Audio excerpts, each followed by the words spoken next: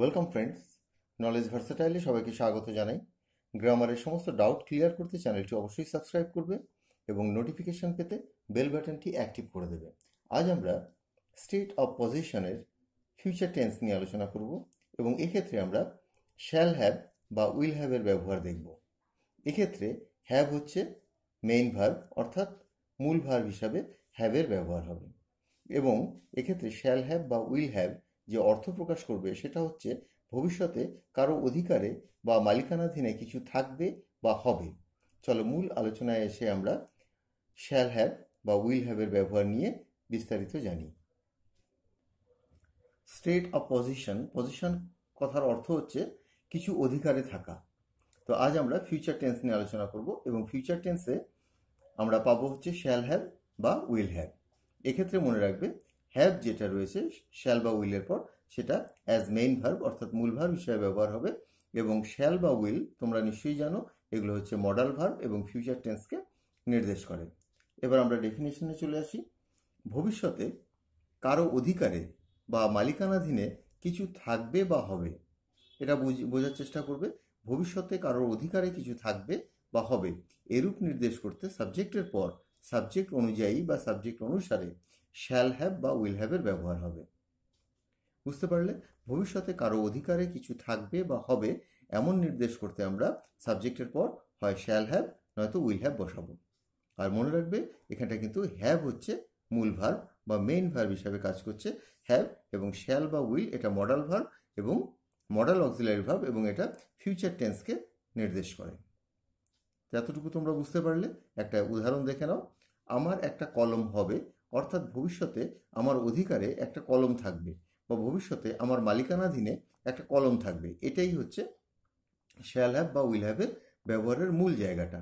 আমার অধিকারে ভবিষ্যতে কিছু থাকবে, কারো অধিকারে কারো মালিকানাধীনে ভবিষ্যতে কিছু থাকবে, সেক্ষেত্রে আমরা শ্যাল হ্যাভ বা উইল হ্যাভের ব্যবহার করব। তো এক্ষেত্রে আমার একটি কলম হবে বা আমার একটি কলম থাকবে, I shall have a pen.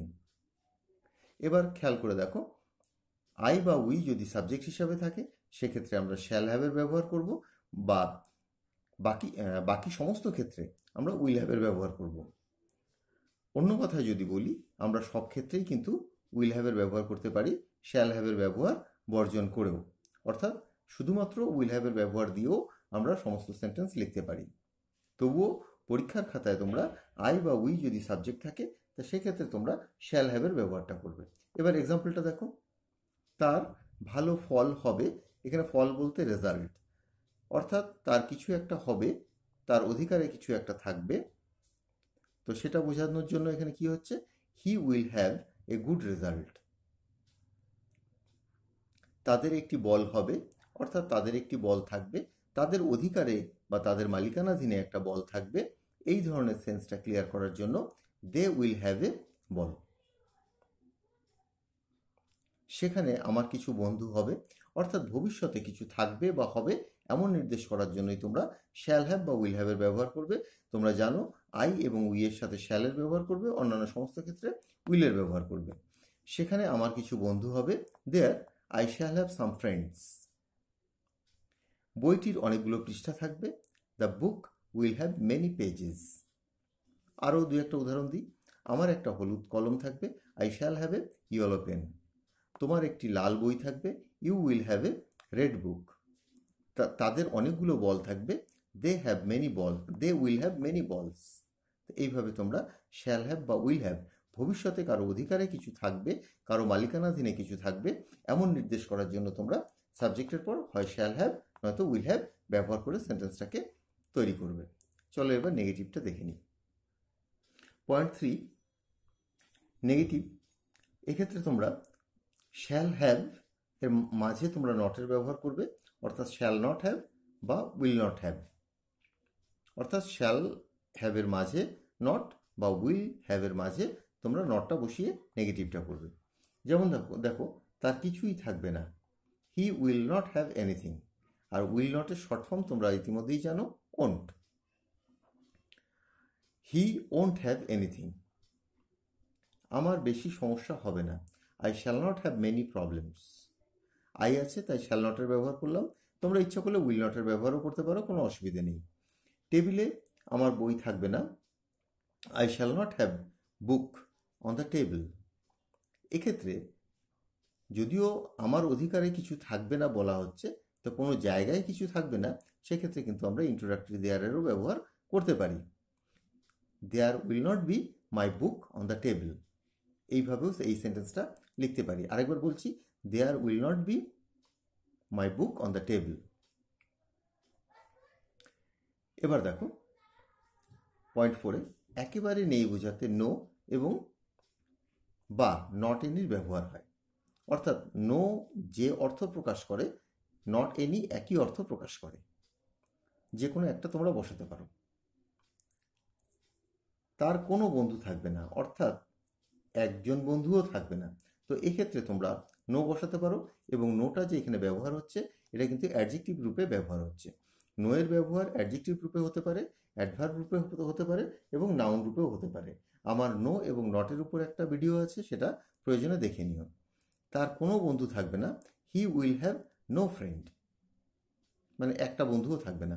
ঠিক এই নোর পরিবর্তে তুমি নট এনির ব্যবহারও করতে পারো। দেখো এইভাবে, হি will not have any friend, এখানে যে নট আছে এবং এনি আছে, হি will not have any friend, দুটোর অর্থ একই। নো দিয়ে বা নট দিয়ে দুভাবেই তোমরা লিখতে পারো। তখন আমার কোনো টাকা থাকবে না, দেন, দেন মানে তখন, then I shall not have any money. এখানে দেখো নট এবং এনির ব্যবহার হলো। প্রয়োজনে আমরা নো এর ব্যবহারও করতে পারি, then I shall have no money. দুটোর অর্থ কিন্তু একই, যে কোনো একটিকে তোমরা ব্যবহার করতে পারো। আমার হাতে কোনো লাঠি থাকবে না, I shall not have any stick in my hand. এটাকে আবার তোমরা কিন্তু দেয়ার দিয়েও করতে পারো, ইন্ট্রোডাক্টরি দেয়ার দিয়ে। There will not be any stick in my hand. বুঝতে পারলে? আরেকবার বলছি, there will not be any stick in my hand, বা I shall not have any stick in my hand.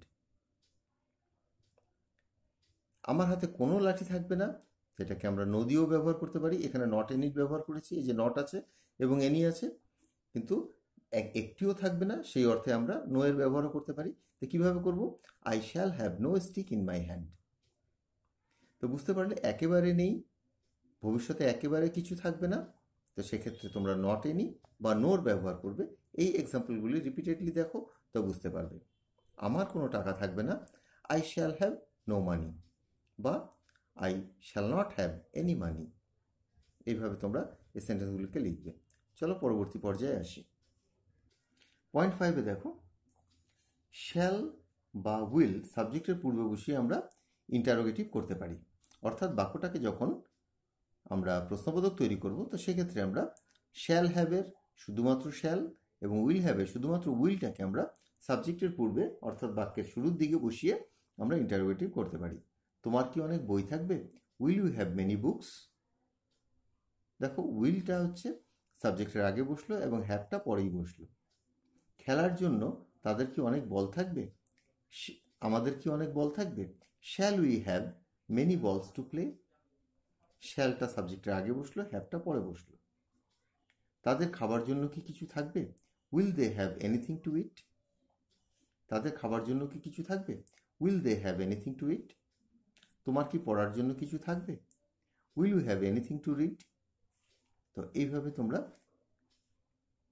Interrogative সেন্টেন্সগুলোকে তৈরি করবে, এবং এক্ষেত্রে শ্যাল বা উইল তোমরা সাবজেক্টের পরে বসাবে এবং হ্যাভটাকে সাবজেক্টের পর বসাবে। আমরা পয়েন্ট 6-এ আসছি। এবার দেখো, নেগেটিভ এবং ইন্টারোগেটিভ দুটোকে যদি একসাথে মিশিয়ে করতে হয়, তো সেক্ষেত্রে আমরা শ্যাল নটের শর্ট ফর্ম হচ্ছে শ্যান্ট এবং উইল নটের শর্ট ফর্ম হচ্ছে ওন্ট, এটা দিয়ে আমরা বাক্য শুরু করতে পারি। শান্ট বা ওন্ট সাবজেক্টের পূর্বে বসিয়ে ইন্টারোগেটিভ নেগেটিভ করা হয়। তোমার কি লেখার কিছু থাকবে না? Won't you have anything to write? এটাকে কিন্তু নটটাকে আমরা সাবজেক্টের পরে বসিয়েও করতে পারি। Will you not have anything to write? আরেকবার বলছি, will you not have anything to write? কিন্তু ভালো হয় এইটাই, যেটা আমি লিখে দিয়েছি, won't you have anything to write? তোমার কি লেখার কিছু থাকবে না? এটা হচ্ছে নেগেটিভ এবং ইন্টারোগেটিভ একসাথে করে দিলাম। ছেলেটির হাতে কি কিছু থাকবে না? Won't the boy have anything in his hand? এটাকে আবার ইন্ট্রোডাক্টরি দেয়ার দিয়েও করা যেতে পারে। Won't there be anything? In his hand, in his হবে না, তখন ইন দ্য বয়েজ হ্যান্ড হবে। তোমরা এটাকেই করবে, won't the boy have anything in his hand. এবার আসছি আমরা WH কোশ্চেনে। পয়েন্ট 7টা দেখো। WH হচ্ছে who, which, whom, what, how, where, whose, whom ইত্যাদি যে শব্দগুলো রয়েছে সেগুলো দিয়ে আমরা সাবজেক্টিভ কোশ্চেন তৈরি করি, এবং সেগুলো যে আমরা অবজেক্টিভ টাইপ কোশ্চেন আছে তার পূর্বে বসিয়েই মূলত সেই সাবজেক্টিভ টাইপ কোশ্চেন আমরা তৈরি করি। অর্থাৎ WH ওয়ার্ড যেগুলো রয়েছে, WH ফ্যামিলির যে ওয়ার্ড রয়েছে সেগুলোকে আমরা প্রশ্নবোধক বাক্যের শুরুতে বসিয়ে আমরা সাবজেক্টিভ কোশ্চেন তৈরি করতে পারি। দেখো এবার একটু, তোমার কতগুলো বই থাকবে? How many books will you have? তার কোন কলম থাকবে না, তার কোনো কলম থাকবে না কেন? Why won't he have, why won't he have any pen? তোমার বাক্সে কি থাকবে? What will you have in your box? তো এখানে ইন্ট্রোডাক্টরি দেয়ারের ব্যবহারও করতে পারি। What will be there in your box? তো তোমরা WH ওয়ার্ড যেটা রয়েছে সেটা বাক্যের শুরুতে বসিয়ে তারপর তোমরা ইন্টারোগেটিভ সেন্টেন্সটা যেমন করেছো ঠিক তেমন বসিয়ে দিলেই তোমার WH ওয়ার্ড দিয়ে যে কোশ্চেন করা হয় সাবজেক্টিভ কোশ্চেন সেটা তৈরি হয়ে যাবে। এবার আসি পয়েন্ট 8-এ। কিছু কিছু ক্ষেত্রে তোমরা দেখবে শ্যাল হ্যাভ বা উইল হ্যাভের পরিবর্তে আমরা ইন্ট্রোডাক্টরি দেয়ারের ব্যবহার করতে পারি। অর্থাৎ ইন্ট্রোডাক্টরি দেয়ারের ব্যবহার তখনই হয় যখন কোনো জায়গায় কিছু অবস্থান করছে বা করবে, সেক্ষেত্রে উপযুক্ত সাবজেক্টের অভাবে আমরা ইন্ট্রোডাক্টরি দেয়ারের ব্যবহার করি। তো এক্ষেত্রে কিন্তু আমরা এই শ্যাল হ্যাভ বা উইল হ্যাভের পরিবর্তে ইন্ট্রোডাক্টরি দেয়ারের ব্যবহারও কিছু কিছু ক্ষেত্রে আমরা প্রয়োগ করতে পারি। দেখো এখানে পয়েন্ট 8-এ, he will have a book in his bag. তার ব্যাগে একটি বই থাকবে। তো এটাকে আবার ইন্ট্রোডাক্টরি দেয়ার দিয়ে যদি করি, there will be a book in his bag, একই অর্থ, তার ব্যাগে একটি বই থাকবে। সামান্য ভিন্ন, কিন্তু দেখো ইন্ট্রোডাক্টরি দেয়ার দিয়েও আমরা করতে পারছি, আবার শ্যাল হ্যাভ উইল হ্যাভ দিয়েও করতে পারছি। I shall have a pen in my pocket, আমার পকেটে একটি কলম থাকবে। এটাকে যদি ইন্ট্রোডাক্টরি দেয়ার দিয়ে করি কীভাবে করব? There will be a pen in my pocket, there will be a pen in my pocket, আমার পকেটে একটি কলম থাকবে। বা I shall have a pen in my pocket, আমার পকেটে একটি কলম থাকবে। তো এই তোমরা শিখতে পারলে যে স্টেট অফ পজিশন অর্থাৎ অধিকার সত্ত্ব বোঝানোর জন্য ফিউচার টেন্সে আমরা শ্যাল হ্যাভ বা উইল হ্যাভের ব্যবহার করি। এক্ষেত্রে কিন্তু মনে রাখবে শ্যাল বা উইল মডাল অক্সিলারি ভার্ব এবং ফিউচার টেন্সকে ইন্ডিকেট করে, এবং এখানে হ্যাভ যেটা তোমরা পাচ্ছ সেটা কিন্তু মূল ভার্ব। আর কোনো সময় এই হ্যাভটাকে কিন্তু হ্যাজে পরিণত করবে না, অর্থাৎ শ্যাল হ্যাজ বা উইল হ্যাজ কোনো ক্ষেত্রেই হবে না, সমস্ত ক্ষেত্রেই কিন্তু এখানে হ্যাভের ব্যবহার হবে। তো শ্যাল হ্যাভ, উইল হ্যাভ অর্থাৎ মূল ভার্ব হিসাবে যে হ্যাভের ব্যবহার ফিউচার টেন্সে স্টেট অফ পজিশনে, তার আলোচনাটা আজ আমি এখানেই শেষ করছি। পরবর্তী ভিডিওতে আবার তোমাদের সাথে যোগাযোগ হবে। আজকের আলোচনাটা এখানেই শেষ করছি। আমার পূর্ববর্তী ভিডিওর কিছু লিঙ্ক তোমরা নিচে ডেসক্রিপশনে পেয়ে যাবে, সেখান থেকে দেখে নিও। সকলে ভালো থেকো, বাই।